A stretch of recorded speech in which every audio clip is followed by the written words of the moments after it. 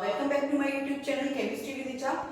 Student, today we are discussing unit electrochemistry and today is the part 17 of this unit. हम ये भी कह सकते हैं today is the 17th lecture of this unit. It is the unit of the class 12th.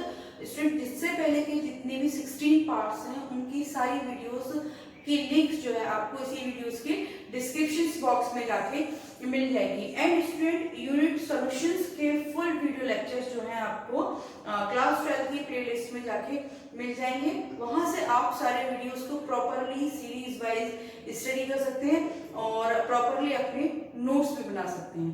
चलिए start करते हैं। Today topic is corrosion and it is the last topic of this unit. Okay, what is the corrosion? Student, पहले मैं आपको describe कर देती हूँ, उसके बाद मैं बताऊंगी what is the corrosion. उसके बाद मैं आपको नोट्स फॉर्म में ये डेफिनेशन फॉर्म लिखूंगी ताकि आप प्रॉपरली नोट्स बना सकें। Let's discuss what is the corrosion. When a metal, okay, react with the atmosphere, when any metal react with any atmosphere और एटमॉस्फेरिक गैसेस, जैसे एटमॉस्फेयर में बहुत सारी गैसेस होती हैं, सल्फर डाइऑक्साइड, आपकी नाइट्रेट हो गई या फिर कार्बन डाइऑक्साइड हो गई। तो जब कोई भी मेटल्स आपके एटमॉस्फेरिक गैसेस के साथ रिएक्ट करती है, then it's lost their lusters and shines and many times layering type deprecated on it. Okay, तो क्या होता है कई बार उसके ऊपर एक लेयर टाइप की भी जम जाती है, तो metal lost their lustre. This process is known as the corrosion. चलिए आगे इसको हम रिटन फॉर्म में लिख के बताते हैं। What is the definition of the corrosion? The definition of corrosion. What is the definition of corrosion? अगर आपको एक नंबर में definition लिखने के लिए आएगा, हम तो क्या लिखेंगे? The slow but spontaneous process. कैसे होता है? Slow and spontaneous process होता है। The slow but spontaneous deteriorations of the metals due to their interactions with their environment is called corrosion. जब एटमॉस्फेयर के साथ उस मेटल्स का डिटोरेशन होता है, that is process is known as the क्या corrosions. अब हम इसके एग्जांपल देखें। व्हाट इज द एग्जांपल कि rusting of iron. What is the rusting of iron?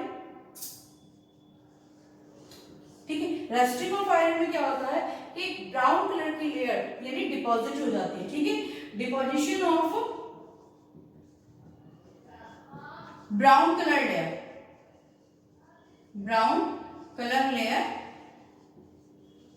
On iron. ठीक है, आयरन के ऊपर जब आपके ब्राउन कलर की लेयर जम जाती है, that is the called the rusting of iron. And due the कि जब आपका आयरन जो होता है एयर के साथ रिएक्ट कर लेता है। नेक्स्ट अगर हम एग्जांपल देखें, number 2, tarnishing of silver. Okay, silver की टार्निशिंग यानी लॉस्ट देयर शाइन। जब आप देखते हैं कि सिल्वर जो है एयर के साथ रिएक्शन करता है तो आपका क्या करता है, शाइन अपनी लॉस्ट कर देता है। और ऐसे ही अगर मैं देखूं कॉपर का, ठीक है, तो deposition of deposited of green और ब्राउन कलर की लेयर हो जाती है कॉपर के ऊपर, तो that is the corrosion of the copper. Now, what is the factor? क्या फैक्टर्स हैं that is the affect the या जिसकी वजह से आपका corrosion का प्रोसेस होता है। चलिए फैक्टर्स देख लेते हैं। तो student, factor govern with the corrosion। Factor कौन कौन से गवर्न करते हैं corrosion के साथ? मैंने 4 फैक्टर्स लिखे हुए हैं बोर्ड पे। चलिए मैं आपको डिस्कस करके बताती हूँ। First is the reactivity of metal. If I am seeing in the reactivity of metals कि आपकी मेटल जो जितनी ज्यादा आपकी इलेक्ट्रोपॉजिटिव जितनी ज्यादा मेटल होगी, यानी आपकी मेटल इजीली इलेक्ट्रोपॉजिटिव मेटल्स का मतलब यानी जो मेटल्स जितनी ज्यादा कैसे होगी, आसानी से आयंस को क्या कर सकती है, एमिट कर सकती है, तो वो that is the highly electropositive, तो वो उतनी ही ज्यादा कैसे होगी, उसमें कोरोसिव नेचर क्या होगा, हाई होगा। ठीक है, जैसे उसमें आपका कोरोसिव नेचर वो जल्दी हाईली कोरोसिव होगी। ठीक है, तो अब इसमें जैसा हम देखते हैं एग्जांपल आपका इसमें सोडियम, मैग्नीशियम या आपका calcium and that is the magnesium iron. That is magnitude. First हम देखेंगे तो जिसमें जो भी आपकी मेटल इलेक्ट्रो पॉजिटिव ज्यादा वो ज्यादा कैसी होगी, हाईली कोरोसिव होगी। अब दूसरा केस में देखिए कि आपकी इलेक्ट्रोकेमिकल सीरीज में, ठीक है, इलेक्ट्रोकेमिकल सीरीज में जो आपकी, या हम इसको और तरीके से बोल सकते हैं, इसी का अपोजिट फॉर्म है एक तरीके से। तो इलेक्ट्रोकेमिकल सीरीज में जो मेटल कैसी होगी, लो मेटल होगी, तो वो कैसी होगी आपकी लो कोरोसिव इन नेचर। तो वो कोरोसिव प्रॉपर्टी कैसी होगी इसमें आपकी लो होगी। जैसे एग्जांपल अगर मैं देखूं तो आपका सिल्वर या mercury. Okay, so next point is the present of impurities of the metals. The pure metal is the less corrosive. तो जो उसमें आपकी प्योर मेटल्स जो होती हैं कैसी होती हैं, लेस कोरोसिव होती है, जब उसमें इम्प्योरिटीज नहीं रहती, are less corrosive in nature. लेकिन जब आपकी उसमें क्या होता है कि इम्प्योरिटीज मिक्स हो जाती हैं तो वो एटमॉस्फेयर के साथ क्या करती है, इम्प्योरिटी होती है एटमॉस्फेयर के साथ, एटमॉस्फेयर में जितनी भी प्रेजेंट गैसें हैं उनके साथ रिएक्ट करती हैं और उनमें कोरोसिव रेट कैसे हो जाता है, बढ़ जाता है। And third point is the present in the gases, reactive gases in the air. अब हम जैसे जानते हैं कि एयर में डिफरेंट टाइप की गैसेस होती हैं और air is the mixture of different type of gases, just like sulphur dioxide, ठीक है, आपका nitrate and CO2. These gases are the highly reactive when they are mixed with water. Water droplet के साथ या atmosphere में present जो moisture है उसके साथ जब रिएक्ट करते हैं तो देन दे फॉर्म्स एसिड। और ये एसिड कैसा हो क्या करता है, फिर एटमॉस्फेयर में एसिड होता है वो जो मेटल्स की कोरोजन में हेल्प करता है। And the fourth point is the electrolytes of water. Electrolytes water में हम देखें कि जो आपका सी वाटर जो होता है, ठीक है, जो सी वाटर होता है is the comparison of is the more corrosive in the distilled water. क्योंकि डिस्टिल्ड वाटर्स में क्या होता है कि जब हम इसमें आयंस का डिस्टिलेशन कर देते हैं तो आयन का जो होता है, आयन का जो फ्लो होता है एक तरीके से बंद हो जाता है। लेकिन द सी वाटर इसमें क्या होता है, आपके सॉल्ट्स पॉजिटिव आयन और नेगेटिव आयन दोनों अच्छी खासी अमाउंट्स में होते हैं, जिसकी वजह से क्या होता है कि आपका इलेक्ट्रोलाइट्स जो होते हैं, प्रेजेंस ऑफ द इलेक्ट्रोलाइट्स से कोरोजन में हेल्प करती हैं। ओके स्टूडेंट, अब हम देखते हैं corrosion of the iron, rusting या दूसरा भी प्रोसेस बोल सकते हैं rusting of the iron. What is the rusting of iron, ठीक है, रेड ब्राउनिश कोटिंग और the layering. Okay, red browning deposition of red brown layer or coating on the iron in the presence of the moisture. Okay, in the presence of the moisture is known as the rusting of the iron, and the red brown color layer that is called the rust. तो आपके एटमॉस्फेयर्स में क्या होता है कि presence में iron के ऊपर जब रेड ब्राउन कलर की जो लेयरिंग हो जाती है, that is the process and that is the phenomenon known as the rusting. And वो जो रेड ब्राउन लेयरिंग जो होती है उसको हम बोलते हैं rust. What is the reaction, let's see the 4 molecules of iron will react with the 3 oxygen molecules and the moistures, and then that is the formula of rust, जो आपका Fe2O3 तैयार होगा, that is the rust of iron। अब हम देख लेते हैं factors, कौन कौन से फैक्टर्स होते हैं जो आपके गवर्न करते हैं, फैक्टर गवर्न ऑफ रस्टिंग्स, ठीक है। रस्टिंग को कौन कौन से फैक्टर गवर्न करते हैं, जैसे हमने इसके अकॉर्डिंग बताया था कि क्या था पहले, फर्स्ट रिएक्टिविटी ऑफ मेटल, इसमें रिएक्टिविटी कैसी है मेटल्स की, दूसरा ठीक है प्रेजेंस ऑफ CO2 की, presence of CO2 in air, यानी एयर जो होती है प्रेजेंट में CO2 को भी कवर करती है। थर्ड आ जाएगा मॉइस्चर इन एयर, कि एयर में आपकी मॉइस्चर किस उसमें है, एंड फिर fourth is impurities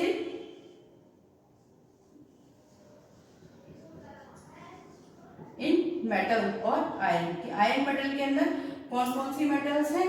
and fourth is आपका जो हम बताते हैं fifth one is what is the electrochemical natures, यानी जो आपका जो वाटर है ना, electro chemical nature of water जो उसमें एटमॉस्फेयर में है वो आपका किस तरह से है। Okay student, this is the rusting of iron. चलिए अब आपको टॉपिक देखते हैं। अब हम देखते हैं what is the mechanism of the rusting of iron. ठीक है, मैकेनिज्म और रस्टिंग ऑफ आयरन में क्या देखते हैं कि जब in the presence of the air, ठीक है, एयर की प्रेजेंस में और आपके किसमें, साथ में मॉइस्चर की प्रेजेंस में, ठीक है, जो आपकी क्या होता है,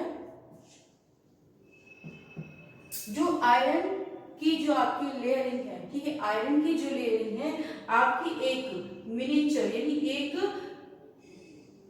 गैल्वेनिक सेल, एक गैल्वेनिक की सेल की तरह से कैसे करने लगती है, वर्क करने लगती है ना। तो जब आपका एटमॉस्फेयर में मॉइस्चर्स और गैसेस होती हैं जो रिएक्ट करती हैं तो वहां पे एक गैल्वेनिक सेल की तरह से वर्क होने लगता है। गैल्वेनिक सेल क्या होता है, in the previous video I fully describe about the galvanic cell, electrochemical cell, dry cell, different type के सेल्स जो होते हैं मैंने सारे डिस्क्राइब कर रहा है, वीडियो में जाके देख सकते हैं। एंड स्टूडेंट लास्ट इज और कि आप प्लीज प्लीज प्लीज चैनल को सब्सक्राइब करें और शेयर करें, क्योंकि आप लोग जितने अच्छे से रेस्पॉन्स दे रहे हैं प्लीज ऐसे ही मुझे मोटिवेट करते रहिए ताकि मैं आपके लिए अच्छे अच्छे टॉप वीडियोस बनाती रहूं और जितने मेरे स्टूडेंट हैं और जो भी वीडियोस को देख रहे हैं वो फुली बेनिफिट हो सके, उनको पूरी तरह से घर बैठे आप पूरा टॉपिक क्लियर कर सकें। तो हम डिस्कस कर रहे थे कि जब आपका मैकेनिज्म ऑफ रस्टिंग आयरन जो एटमॉस्फेयर में गैसेस प्रेजेंट होती हैं तो उस समय क्या होता है, आयरन की शीट और मॉइस्चर्स के बीच में क्या होता है, आपका एक तरीके का गैल्वेनिक सेल का क्रिएशन हो जाता है गैल्वेनिक सेल्स में। तो उसमें जो आपकी क्या होती है, लेयरिंग जो होती है, ठीक है, लेयर ऑफ या और शीट ऑफ, लेयर की शीट वर्ड ज्यादा बेटर है, तो शीट ऑफ आयरन किस तरह की वर्क करती है, आपकी एनोड की तरह वर्क करती है और जो गैसेस होती हैं एटमॉस्फेयर में वो जो वर्क करती हैं वो एक कैथोड की तरह वर्क करती हैं। तो जो आयरन क्या होता है, आयरन मॉइस्चर प्रेजेंस में ऑक्सीडाइज हो जाता है जिससे 2 इलेक्ट्रॉन्स एमिट होते हैं और जब ऑक्सीजन जो होती है आपकी एच आयन किसकी वजह से प्रेजेंस हो जाती है कि जो भी आपके एटमॉस्फेयर में डिफरेंट टाइप की क्या होती हैं, इम्प्योरिटीज होती हैं, ठीक है, जो भी डिफरेंट टाइप की इम्प्योरिटीज होती हैं या फिर डिफरेंट टाइप की गैसेस होती हैं CO2 या फिर आपके NO3 वगैरह, तो उनकी वजह से एच आयन का प्रेजेंस हो जाता है। एच आयन यानी मैंने यहाँ पे एसिड के लिए लिखा हुआ है। तो जब इसमें इलेक्ट्रॉन्स कैसे करते हैं, गेन करते हैं और H2 का फॉर्मेशन होता है जब दोनों रिएक्शन आपस में मिलती हैं, यानी एक तरफ तो आपका क्या होता है, आयन का एक्सचेंज होने लगता है कि आयरन की शीट तो अपने अंदर से आयरन को एक्सपोज कर रही है और ये गैस जो आपकी ऑक्सीजन है या वाटर की मॉइस्चर है वो आयरन को क्या कर रही है, अपने अंदर एब्जॉर्ब कर रही है। तो आयरन क्या होता है, फ्लो होने लगता है, उस कंडीशंस में क्या होता है, आपका इलेक्ट्रिक फ्लो होने लगता है, जैसे मैंने देखा है काफी लिटिल अमाउंट में होता है लेकिन आयरन का फ्लो होता है और फिर वहां पे डिपोजिशन होने लगता है रस्ट का या आयरन के ऊपर मेटल्स का, that is called the rusting of iron. अब इसका हम अगर हम देखें what is the preventions, different type के इसमें प्रिवेंशंस होते हैं कि कुछ बुक्स में आप देखेंगे 2 टाइप्स के स्पेसिफिकली हो जाते हैं कि एक तो आपके बैरियर वाले होते हैं, ठीक है, तो बैरियर में क्या करते हैं कि हम प्रिवेंशन अगर हम देखें इसके, एक तो बैरियर वाले होते हैं जिसमें बैरियर में क्या करते हैं, डिफरेंट टाइप के काम करते हैं, लेकिन मैं आपको सारे यहाँ एक साथ कर देती हूँ। कोटिंग ऑफ पेंट, ठीक है, किसी भी आप पेंट की कोटिंग करके क्या कर सकते हैं, प्रिवेंशन कर सकते हैं आयरन पे।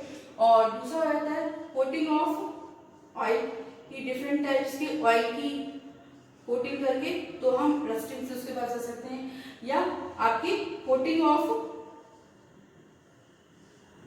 अदर मेटल कि जो अदर मेटल्स होती हैं उसकी भी हम कोटिंग करके क्या कर सकते हैं, इसको प्रिवेंशन कर सकते हैं। या फिर थर्ड फोर्थ मॉडल है, इसमें भी आपका डिपिंग इन अदर मेटल्स की, अदर मेटल्स की लिक्विड होती है और उसमें डिप करके, या फिफ्थ मेटल हो जाता है फ्रॉम रिमूव इम्प्योरिटीज।